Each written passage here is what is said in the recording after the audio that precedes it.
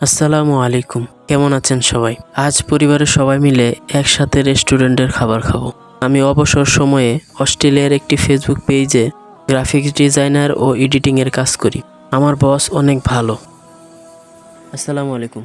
কিছুদিন পরই বস আমাকে টাকা দেন পরিবার নিয়ে খাবার জন্য। বরাবরের ন্যায় এবারও তিনি আমার বিকাশে টাকা পাঠিয়েছেন, তাই বাজারে যাচ্ছি বিকাশ থেকে টাকা তোলার জন্য। যারা শ্বশুরবাড়ি থাকেন তারা কিন্তু এই জায়গাটি অনেক ভালোভাবেই চিনবেন। ছোটবেলা থেকেই আমি এই কুয়াটা দেখতেছি।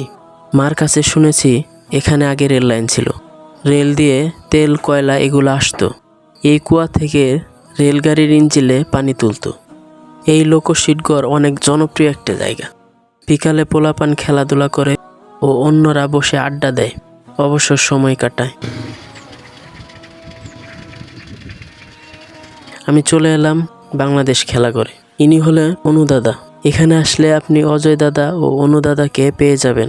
দাদাদের সাথে আমার অনেক ভালো সম্পর্ক। এখানে আসলে আপনারা পড়ালেখার যাবতীয় জিনিসপত্র, স্টেশনারি জিনিস, খেলাধুলার জিনিস সহ অন্যান্য প্রয়োজনীয় জিনিস পাবেন। যেহেতু বাংলাদেশ খেলাঘর নাম, তাই মানুষ খেলাধুলার জিনিসই বেশি কিনতে আসে। আর হ্যাঁ, এখানে সিম বিক্রি ও বিকাশ, নগদ, রকেট থেকে টাকা লেনদেন করা হয়। আলহামদুলিল্লাহ, আমরা সবাই বাংলাদেশে সম্প্রীতি নিয়ে বসবাস করছি। কিছুদিন আগে হিন্দু মুসলিমের মাঝে কিছু খারাপ লোক ফাটল ধরানোর চেষ্টা করেছিল, কিন্তু তারা ব্যর্থ হয়েছে। যাই হোক, আমি বিকাশ থেকে টাকা তুলে ফেলেছি। এখন রেস্টুরেন্টে যাব বাসমতি কাচ্চি বিরিয়ানি আনতে। আমার বসের নাম জেনি। উনি বাংলাদেশি। বাংলাদেশে জন্ম হলেও উনি বিয়ের পর অস্ট্রেলিয়াতেই থাকেন। তিনি বলেছেন বাবা মাকে নিয়ে রেস্টুরেন্টে খেতে। আমার বাবা মা তো অন্যরকম মানুষ, হোটেল বা রেস্টুরেন্টে খাবে না। আর সরিষাবাড়িতে ভালো কোনো রেস্টুরেন্টও নাই পরিবার নিয়ে খাওয়ার জন্য। চলে আসলাম সরিষাবাড়ি পপুলার অবস্থিত ভাই ভাই কাচ্চি ডাউনে। আসসালামু আলাইকুম। আমি সকালেই 4টা কাচ্চি, 2টা মোরগ পোলাও ও 4টা বোরহানি অর্ডার করেছিলাম। আমি আসার পর ওনারা প্যাকিংয়ের কাজ শুরু করছে। আমি ভিডিও করতেছিলাম ওনারা কিভাবে প্যাকিং করে। পরে ওনাদের হোটেলটা ঘুরে দেখলাম কেমন। দেওয়ালে সুন্দর শোপিস রেখে দিয়েছেন ওনারা। খুব অল্প সময়ের মধ্যে ওনারা প্যাকিংয়ের কাজ শেষ করলো। পরে আমি ওনাদের ওখান থেকে বিল পরিশোধ করে বিদায় নিলাম। আমার কাছ থেকে রেগুলার বিলের থেকেও কম নিয়েছে ওনারা। পরে অটোতে উঠলাম। অটোতে ওঠার পর চারপাশের ভিউ নিচ্ছিলাম।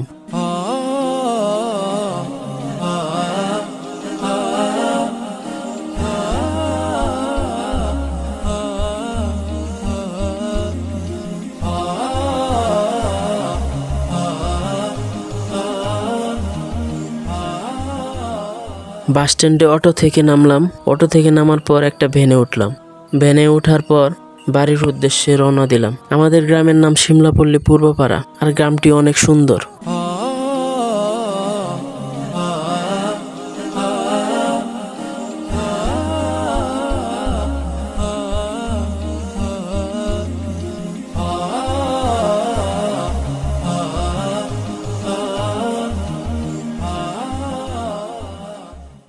মজো নেওয়ার কথা ভুলে গেছিলাম, তাই আরিফ ভাইয়ের দোকান থেকে 2 লিটারের একটা মজো নিলাম।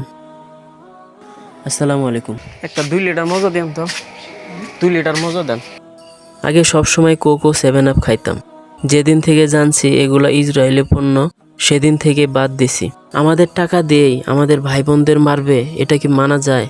আর মজো যেহেতু ফিলিস্তিনিতে তাদের লাভের কিছু অংশ প্রেরণ করেন, তাই আমরা কোমল পানীয় হিসেবে মজো খাবো ইনশাল্লাহ। আর আল্লাহর কাছে গাজাবাসীদের জন্য সবাই দোয়া করব। ফাইনালি বাড়ি চলে আসলাম সব খাবার নিয়ে। জেনি বসকে অসংখ্য ধন্যবাদ তো সুন্দর একটা মুহূর্তের আয়োজন করে দেওয়ার জন্য। আজকের ভিডিওর মূল মেসেজ হলো সহিহ বুখারীর 12 নম্বর হাদিস।